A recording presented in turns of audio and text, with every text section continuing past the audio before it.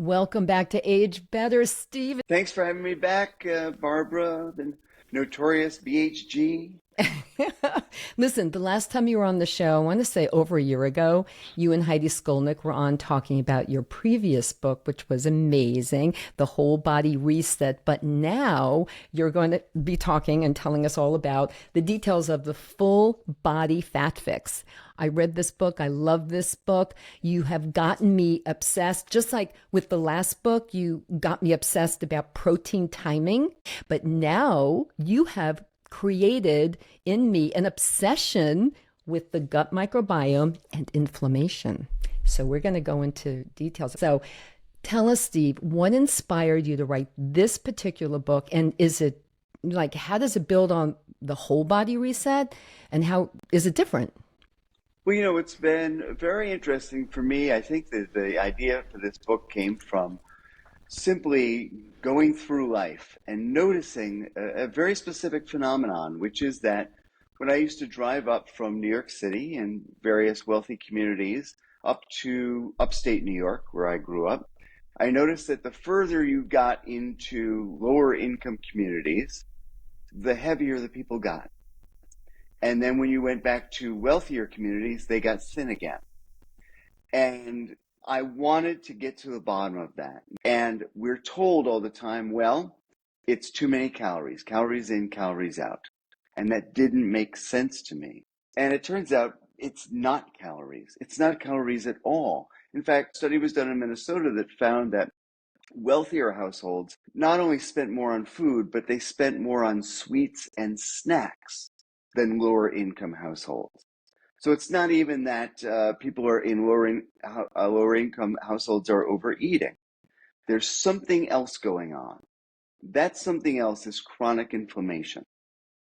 Obesity is not a disease, the way we're told. What obesity really is a symptom of another disease called chronic inflammation. Other symptoms of chronic inflammation: diabetes, heart disease, some cases of Alzheimer's, certain forms of cancer, arthritis, COPD, asthma. All of these are symptoms of increased inflammation in the body. And so if we want to deal with obesity and weight gain and all of these other health issues, what we have to do is we have to attack chronic inflammation. And the driver of chronic inflammation is our diet. And so you see now why you have created this obsession that I have with chronic inflammation. I want to avoid all of those very common and many preventable diseases and illnesses that very often pop up in midlife, unfortunately. Right. So And yeah. I just want to say, one of the reasons we think of these as diseases of aging is because as we age, inflammation tends to go up. So it's a natural process. We get older, our inflammation increases. So the key is to really focus on that and attack inflammation at its source.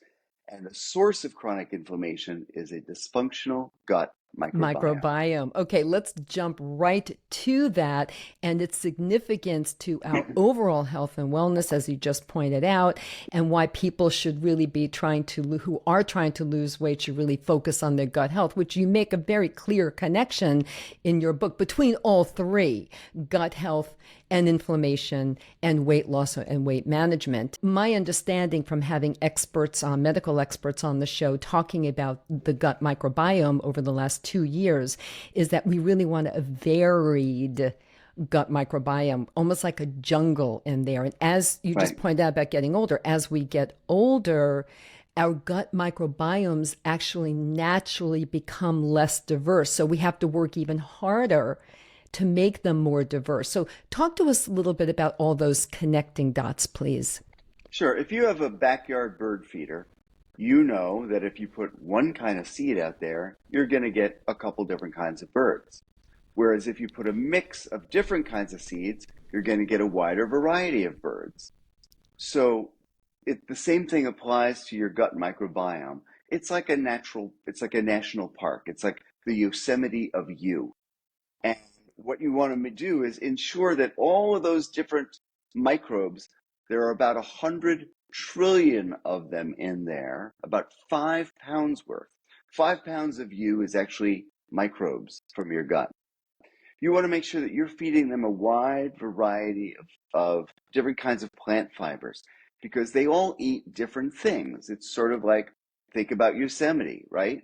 The coyotes and the mice and the hawks and the deer and the bison don't eat the same things.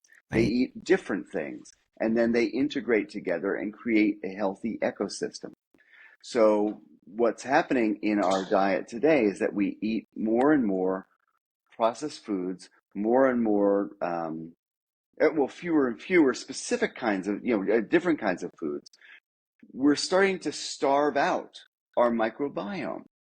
So there are 50,000 edible plants on Earth, but 2/3 of what we eat are just three species: corn, wheat, and rice. Wow. Of all the vegetables that we eat in America, 50% of them are just two: potatoes and tomatoes. That's So incredible. we evolved to eat a wide array of plants, and our microbiomes have evolved with us also to eat a wide variety of plants. Now we're eating in this really bizarre way where we're only giving them a handful of different kinds of fibers every day instead of dozens, which is how we're supposed to eat. So that's number one. Another odd thing that's happening is a lot of people don't realize this, but the microbiome competes with us for calories. So when we eat a whole foods diet and those foods are digested and they go through the entire intestinal tract into the gut microbiome starts to eat what's left over. The gut microbiome can consume as much as 400 calories a day. But when we eat ultra processed foods, I like to call them pre-digested foods. Those foods, because they've had all the nutrients and fibers stripped out, they're absorbed in our stomach and small intestine. They never even get down into the gut microbiome. So we're starving the microbiome and we're overfeeding ourselves. So if you eat a meal, or you eat a day's worth of calories all from whole foods, and I eat a day's worth of calories from fast food and ultra processed food, I'm getting 400 calories more than you are. That is so shocking. And you talk about all of this in your book, which I really love because I like to see the studies and the research and the science behind these things that are being discussed. And you do deliver all of that. I appreciate that. So you just talked about creating a more diverse gut. And you do offer, which makes it easy for all of us reading the book who really want to do this and be serious about it. You offer specific foods and specific plants, and you even give recipes. And I made a little note here that you mentioned Dave's Killer Bread, which happens to be my go to bread every morning. I plop on some cottage cheese, some blueberries, and that's what I do.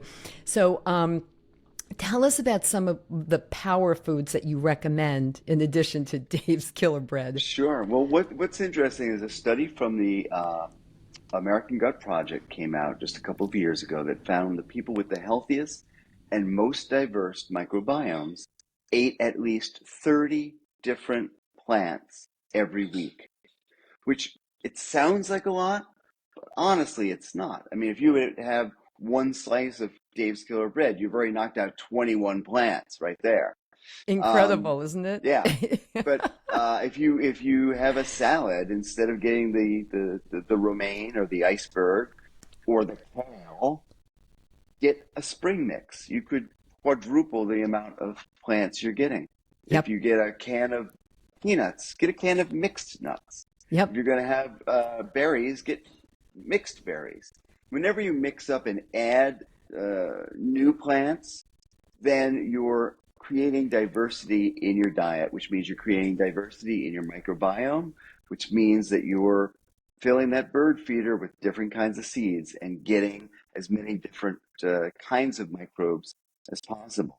Yeah, I When want a gold star, Steve, because yes, everything that you mentioned already, that's exactly what I do. I mix up all the greens together, all different kinds of greens for salad. I mix up the nuts, I mix up the berries.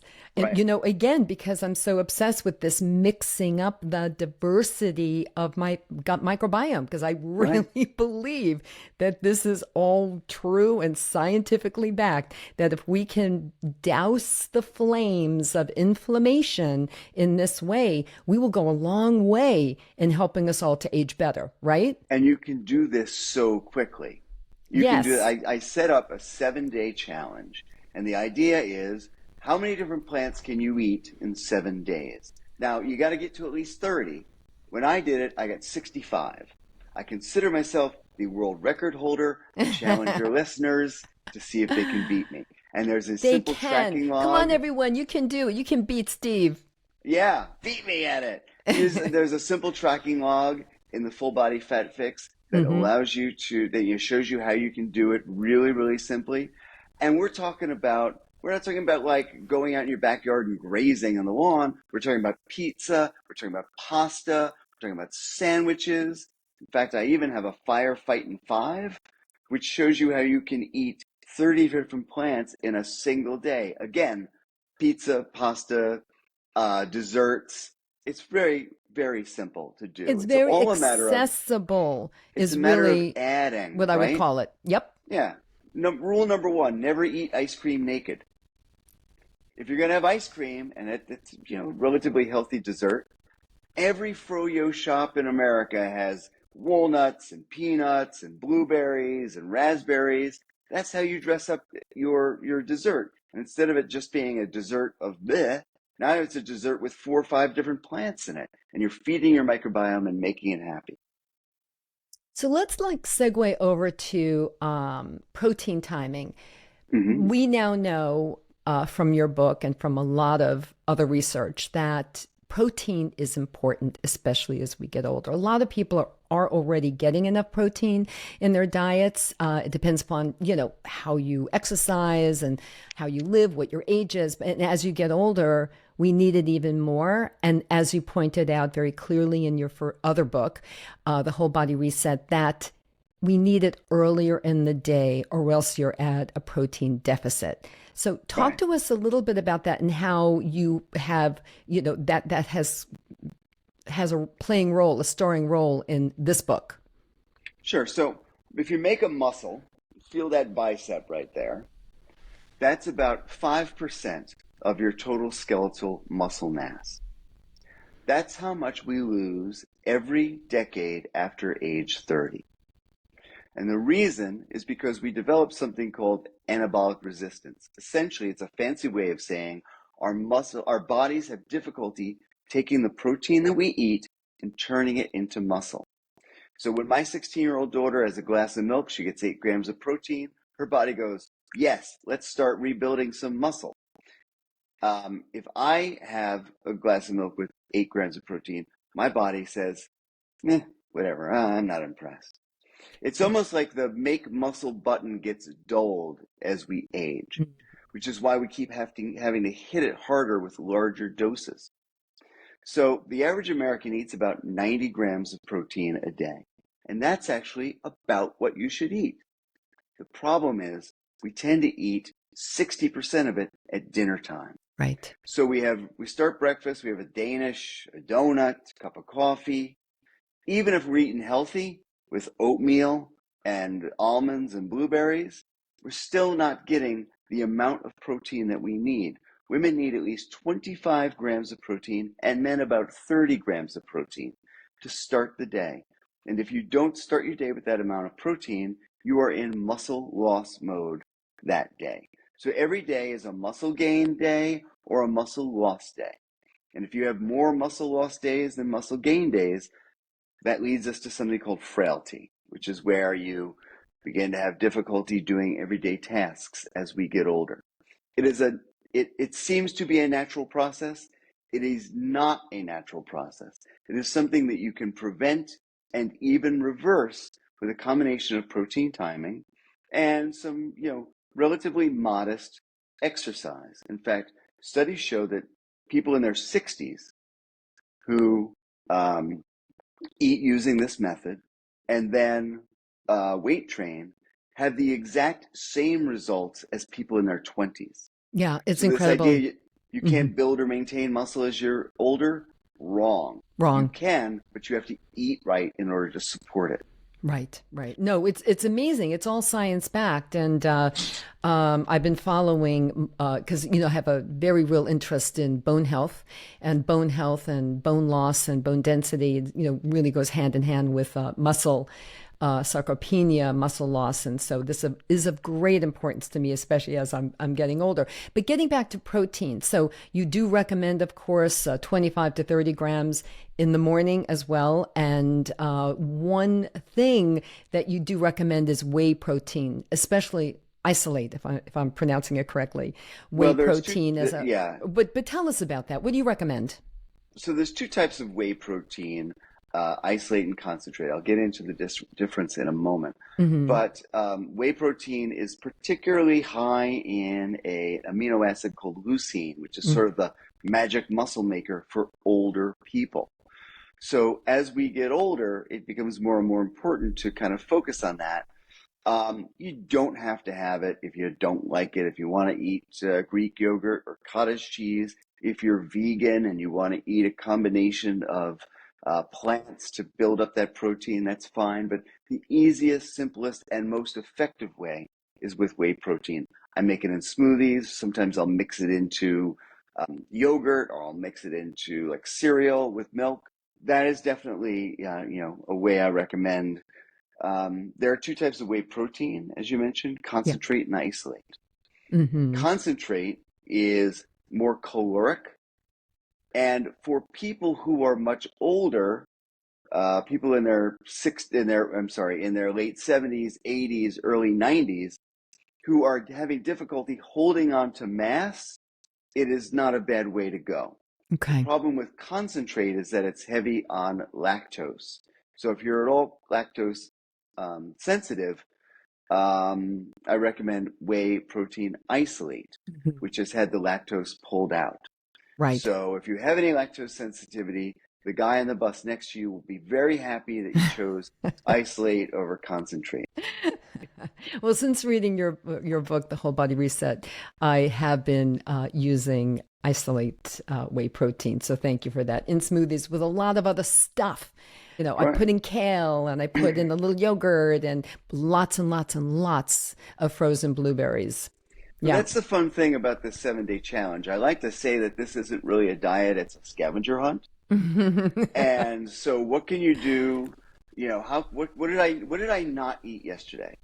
Let's see. Yesterday I had a smoothie and it had blueberries and it had strawberries and it had a banana and it had kale and it had pine nuts. So today I'm going to use blackberries and I'm going to use golden berries and I'm going to throw in some uh, pumpkin seeds and some sunflower seeds and some hemp seeds. Yeah. And that's going to be different, right? So it's every day. Like, we've been taught this idea of superfoods. Oh, yeah. Well, no, I was getting to that. That's Oh exactly what I wanted to man. know. Because I So have to tell you, Steve, wait a minute. When I was reading the book and reading it and reading it, I continue reading it, I kept picturing you rolling your eyes when you were writing about superfoods. And I said, okay, I have to ask him about what's the issue with superfoods? problem with Superfoods, superfoods. Steve. So there's only one superfood, and that's the food that you didn't eat today, right? So we again we develop we like to develop habits, and if you every breakfast you have oatmeal with blueberries and almonds because you've been told they're superfoods, and every lunch you have a kale or spinach salad with quinoa, well, okay, but the problem is even those healthy habits are unhealthy if you're not mixing them up.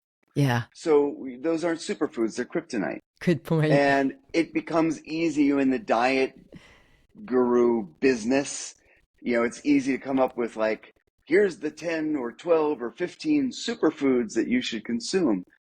No, absolutely not. Mm-hmm. Yeah, eat them today. Then Mm-hmm. go and find 15 different ones tomorrow because that's what adds diversity to your diet. When you eat only one kind of fiber, you feed only one kind of microbe. Hmm. When you eat a wide variety of plant fibers, you feed a wide variety of microbes. When we talk about plants, what we're talking about is fruits, vegetables, nuts, seeds, whole grains, and legumes. So it could be beans or lentils or peas or peanuts. It could be macadamia nuts, walnuts, hickory nuts, pecans, pistachios. It could be any kind of berry, anything that came off of a tree, anything that grew on the ground, anything you picked from a vine. It could be whole grains from quinoa to corn to whole wheat, you name it, right? Yeah. The thing is, like, just keep going for that variety. Just look for something different. And again, you really make it so easy and accessible because I don't think people realize how very easy it is to add so many of these foods into their daily diets. I just don't Yeah. think they realize. But once you read the book, everyone, you'll be able to see some very easy ways to kind of throw beans into so many things. I put beans into my new favorite bean is the cannellini bean. I'm Mm-hmm. kind of obsessed with. I get obsessed. I get obsessed. It's Yes. true. It's true. Okay, so you roll your eyes at the superfoods. Okay, we got that. We now understand why. Thank you for that. But you also roll your eyes at very big, really big time with about vitamins and supplements and the whole supplement industry. And I'm Yes. so with you on that, especially I have to say lately, I have been seeing so many medical experts, by the way, actual doctors out there on Instagram Reels and TikTok talking about all the supplements they take in a given day. And I think, oh my gosh, that was so excessive. And in fact, I Yeah. had Heidi Skolnick on recently to talk about Heidi.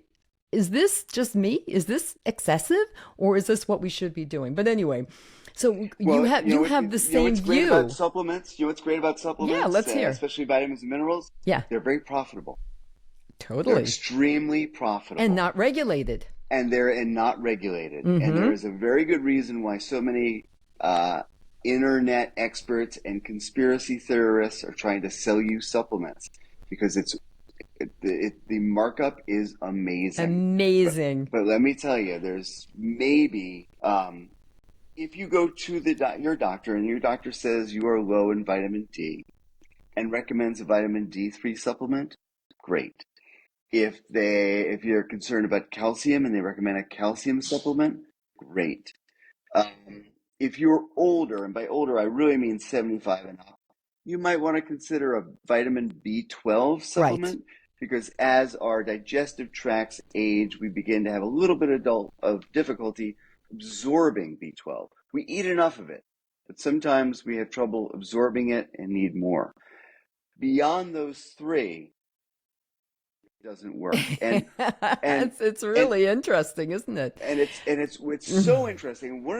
We don't know why they don't work, right? So lots of research is done on almonds, and almonds are very high in vitamin E. Therefore, vitamin E must be really healthy. So take this vitamin E pill. It doesn't work that way. No, it doesn't work that way. You know, there's a quote I pulled out of your book that states 70% of American adults take at least one vitamin or supplement daily, and almost 3 in 10 take 4 or more. That Mhm. is excessive. Right? That is excessive. And And there many of is them are no evidence. unnecessary. There very little evidence that they work. There is some evidence that they can be harmful. Yeah. We think, and we think that one of the reasons that these supplements don't work is because your body doesn't know what to do with them, and your microbiome doesn't know what to do with them. So you eat an almond, and all the nutrients in the almond go down into your gut, into your microbiome where Feeding that gut. this 100 trillion microbes parse it out and figure out what to do with it, and they create their own enzymes, short chain fatty acids that help to rather help to metabolize things like serotonin and oxytocin. And when we just take a pill, we're not feeding the microbiome. The body just doesn't know what to do with it. Um, I wonder if there's like a metaphor I can come up with, but basically, your body has been taught over tens of thousands of years of evolution to do a whole bunch of things, but processing pills, it has not been taught how to do that. Is not one of them. No. So, okay, let's segue over to aside from weight loss, what are the other significant health benefits that people can expect from improving their gut health? I mean, we already touched on the fact that it will improve, kind of lower their inflammation, which is Right. in most of us is chronic, which can lead to so many preventable common diseases and illnesses. So, but talk us through that a little bit more. Sure. So imagine that there aren't a whole bunch of diseases. Imagine that there's only one disease when it comes to the diseases of aging, and that disease is chronic inflammation. So whether it's your heart, your liver, your lungs, your brain, inflammation is a cause of havoc. And it's a cause of heart disease, it's a cause of diabetes, and it's a cause of obesity. Consider this fact. When you're obese, 40% of the cells in your fatty tissue aren't fat cells. They're autoimmune cells. They're your body trying to fend off the threat of these swollen fatty cells in your body.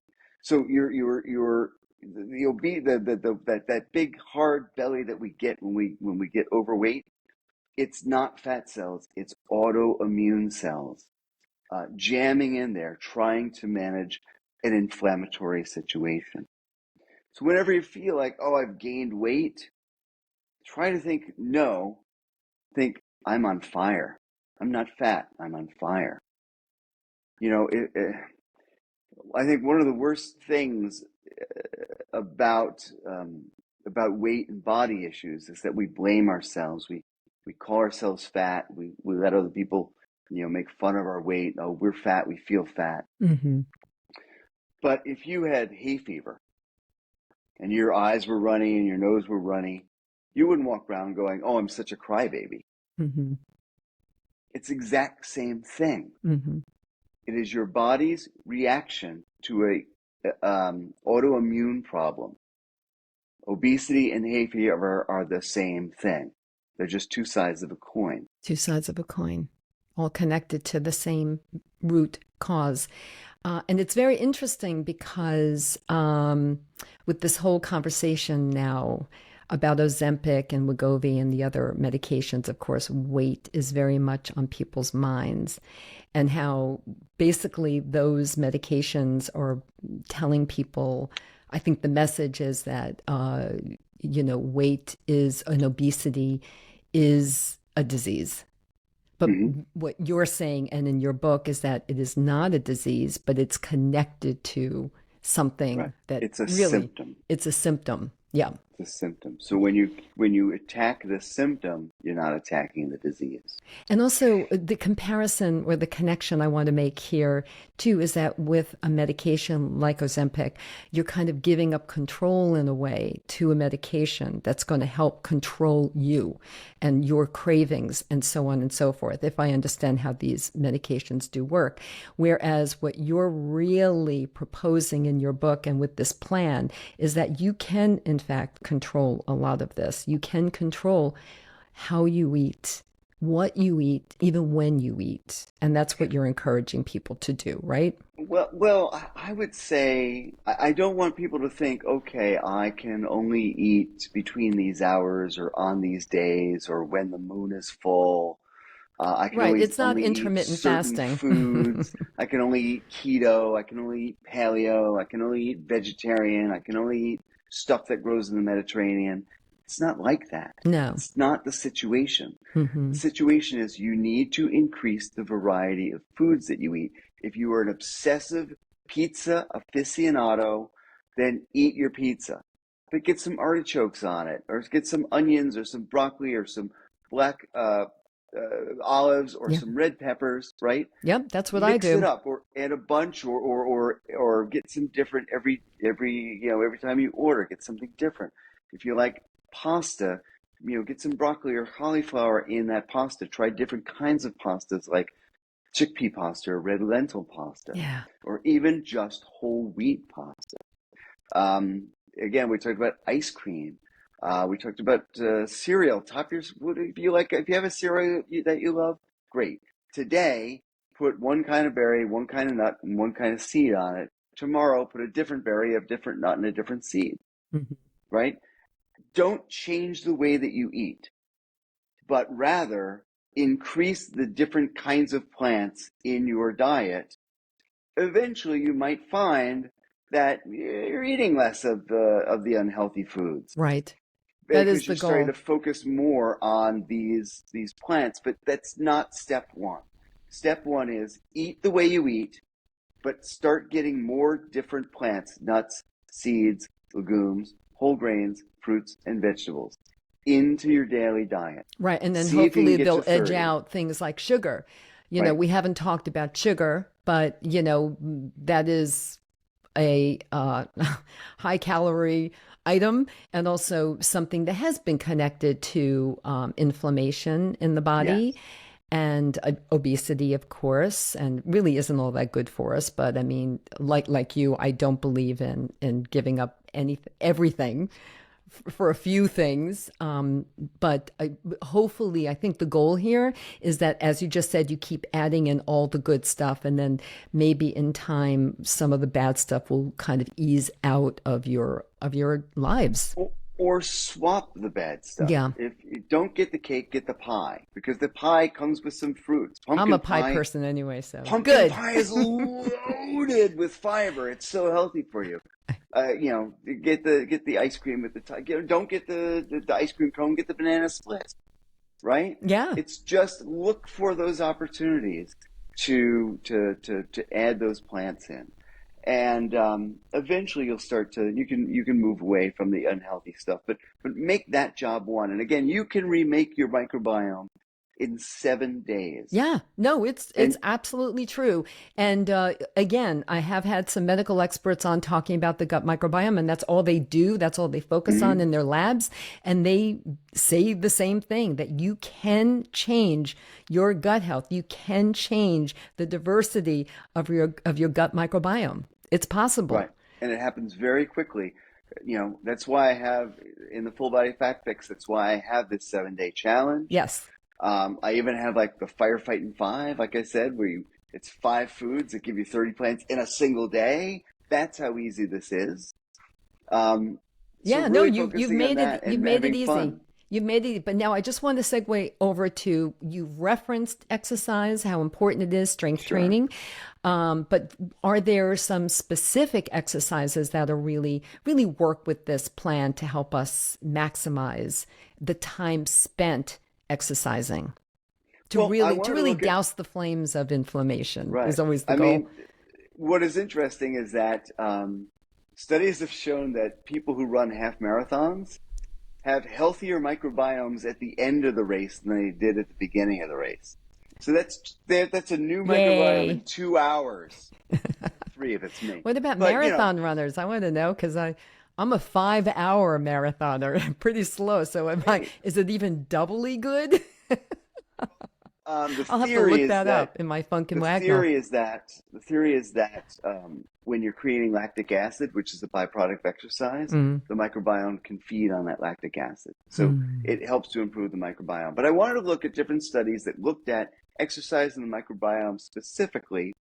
And what studies show is that when it comes to aerobic exercise, moderate exercise is the best. Not too fast, not too slow. By moderate, we're talking about an aerobic pace at which you're a little breathing a little heavy, but you can still hold a conversation. Yes. If that feels right to you, then you're doing the best possible aerobic exercise for your microbiome. And then we're also going to supplement that with strength training, which is going to get that lactic acid going. But again, also helping to build and maintain muscle. Every single day, your body is breaking down and building back muscle. And it's up to you whether you're going to break down more than you build up or build up more than you break down. Um, and it just as we get older, it just becomes so much more important. Yeah. And there really is a sweet spot here, as you just pointed out. And it's exactly what you said. It's not too fast. It's not too long either. In fact, there really is a correlation apparently between, let's say, endurance runners and heart issues that can happen, or endurance runners and an increase in inflammation. So as more studies are coming out about that. So, that is excessive. Running marathons on a regular basis is excessive. It's that sweet spot of moving, like what you said, not too heavy, not too hard, not too long, is perfect. Now we get to the part of our conversation, Steve, when I want to ask you, like, give us a typical day for Steve. Okay, well, typical day for me, like I said, I usually start with a smoothie that Hmm. has whey protein. If I'm a little sluggish, I'll put some iced coffee in there. Otherwise, it's like kefir or something like that, a little yogurt. It's great to eat uh, these fermented foods like yogurt, kefir, kimchi, sauerkraut. But they're not. Try getting the kids to join you in the kimchi, tasting menu. It's not going to happen, right? Uh-huh. Yeah. So start with a smoothie which has a bunch of different fruits and vegetables. Typically, I have a little lunch, and that might be multi-bean soup and a little bit of some toast, cheese, so that very a high whole grain toast has a lot of protein in it. So that'll be how I get my protein for lunch. Dinner can be anything, especially now. I'm grilling. I got some shish kebabs ready to go. There's some have shrimp, some have steak. They also have onions, red peppers. They have zucchini. They have yellow squash. They have tomatoes. So that's 5 plants there. But I absolutely get a pizza once in a while. I absolutely go get ice cream once in a while. Don't believe in any kind of denying yourself at all. And remember, like, I want to go back to the first thing that we talked about, which is about calories. So when you cut calories, you're essentially starving yourself. But guess what else you're doing? You're starving your microbiome. Okay? You're not eating for one, you're eating for 100 trillion and one. So, so that idea of intermittent fasting or restricting calories, it's not healthy for you. It's not healthy for your microbiome. I just want to stop you right there. When you were on the last time talking about the whole body reset, we did talk about that because I like to look at the science behind certain claims, and I do think there is some good science behind intermittent fasting. However, as you very clearly pointed out during that conversation, um, this is not a good path for older people when we really are then at a deficit each day if we don't start eating until much later in the day. And that's like a typical intermittent fasting approach. Right. And I agree with you. And I I mean, really the look more healthy, into that. And you're right. It's not right? The it's not healthy, really good for people over 50, over 60. I mean, really what you should be doing is you should stop eating 8 o'clock at night Exactly. and then eat when you wake up, right? There's your intermittent fast. Which is basically what I do. Yeah. Yeah. It's when people are going to the pantry at midnight and having those munchies, and that's when it becomes problematic. Right. So you should set a cutoff at night, but do not try to skip breakfast. There are so many studies that show longevity as well as a reduced risk of so many diseases comes with eating breakfast regularly. Right, but a breakfast with protein. So, Steve, this was so much fun. I really want to applaud you. Yay for putting out this book. I really love it. The Full Body Fat Fix. And everyone should get a copy. In fact, I am going to be giving away some copies of this book. I'll be talking about it on social media. And before we let you go, Steve, and this was really, really, really a fun conversation and very informative, and I thank you for that. Just give us 3 key takeaways that you, because we covered so much, that you really want the Age Better audience to remember from our chat today? Number one, you want to eat protein in the morning and throughout the day to preserve that muscle mass and help your muscles fight back against fat.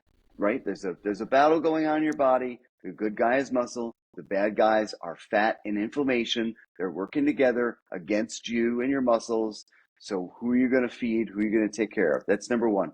Number two, your gut microbiome needs to be fed in order to stay healthy. Feed it at least 30 different plants every week. Don't eat the same superfoods every day or every week. That's not helping. And number three, exercise moderately. You don't have to run marathons. You don't have to rack the gym. You need to do just kind of general basic exercise, moderate aerobics, light weights to keep the muscles strong, keep your body moving. Those are the three keys. And by the way, oh yeah, can you beat my record of 65 plants? That's me. Can you beat me? Use the 7-day tracking log. See if you can beat me. Write to me at stephenperrine.com. You can touch on the talk to me button and tell me how you did. That's great. Beat Steve. Competition. Yay. And here, another look at the full body fat fix right here. Based on science, great book. Everyone get a copy. Steve, thank you so much. I know you'll be back because I'm sure there's another book or two in you. Thanks, Barbara. It's so great to talk to you.